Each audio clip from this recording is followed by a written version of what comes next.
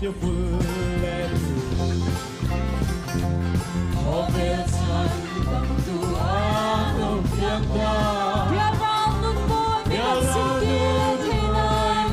Merang sintile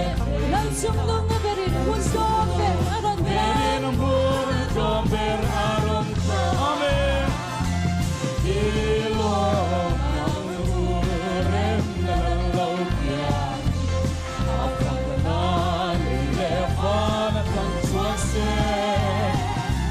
Ayong renakan Tangalang romon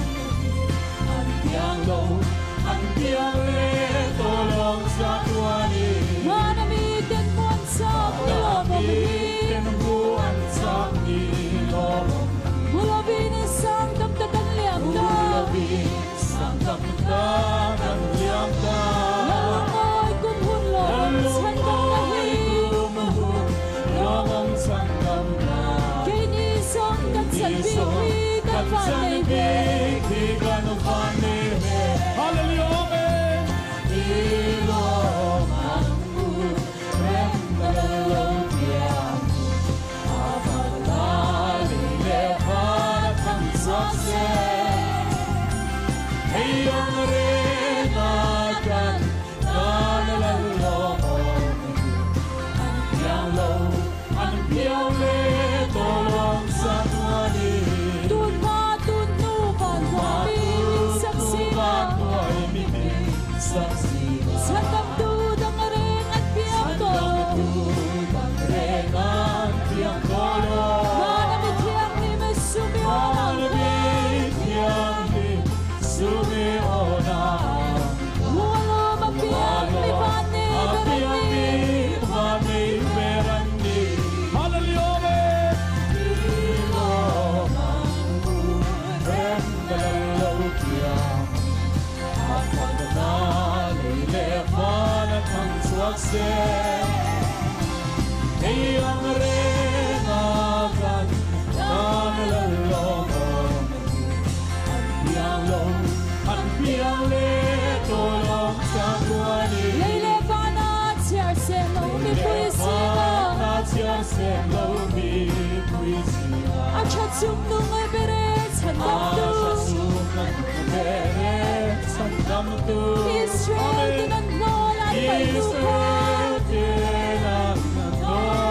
payupan Valeren rumpial na rumpial kasarta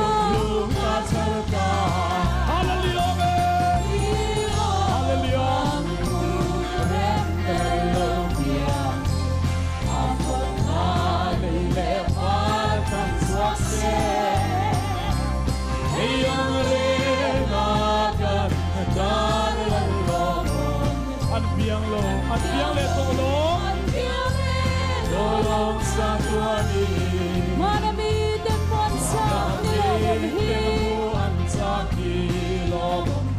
Mula binisang damdagan liyamda Damdagan liyamda Lalumoy kumhulong ang sandang lahing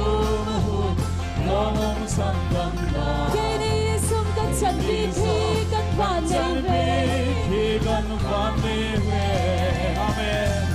Ilong ang urem na lalawkyan Apang nalilefan at ang swakse Ayong renakan Nalalalomon Ang biyang le Tolong sa tuwani Leilefan at siyarsen Umi puisina At syatsum nungay beret Sandam du Amen Hallelujah Israel dinanolan payupan Valeren rumpial na lulug kasarta Ilong ang urem na lalawkyan Apang nalilefan at ang swakse Ayang renakan Nalalalomon